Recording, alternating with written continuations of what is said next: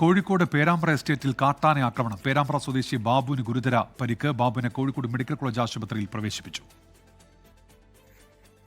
ഇന്നലെ രാത്രി 10:30 പേരാമ്പ്ര എസ്റ്റേറ്റിൽ ടാപ്പിംഗ് വാച്ചർ തൊഴിലാളിയായ ബാബുവിന് കാട്ടാന ആക്രമണത്തിൽ പരിക്കേറ്റത്. 3 കാട്ടാനയാണ് രാത്രിയിലെത്തിയത്. ഇവയെ പടക്കം പൊട്ടിച്ച് തുരത്താൻ ശ്രമിക്കുന്നതിനിടയിലാണ് ആക്രമണം. ആനേനെ ഓടിക്കുന്ന സമയത്ത് ആന ഇങ്ങോട്ട് നമ്മളെ ഓടിക്കുകയാണ്. ഓടിച്ച് അതിൻ്റെ ഭാഗമായിട്ട് ഞങ്ങൾ രണ്ടുപേരും ഓടിയപ്പം ഞാൻ മുന്നേ ഓടി, പുറകെ മൂപ്പരുണ്ടായിരുന്നു.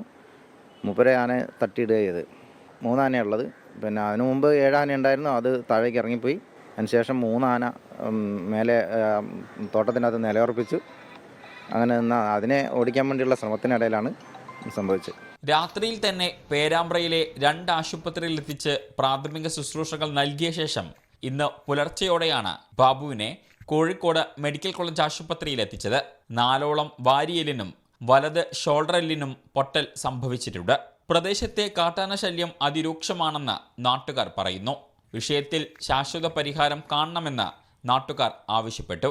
24 കോഴിക്കോട്. ലോകത്തെവിടെയായാലും ഏത് സമയത്തും 24 വാർത്തകളും ഓഗ്മെന്റഡ് റിയാലിറ്റി പാക്കേജുകളും എക്സ്പ്ലെയിനറുകളും വിശദമായി കാണാൻ ഞങ്ങളുടെ യൂട്യൂബ് ചാനൽ നിങ്ങൾക്ക് സബ്സ്ക്രൈബ് ചെയ്യാം.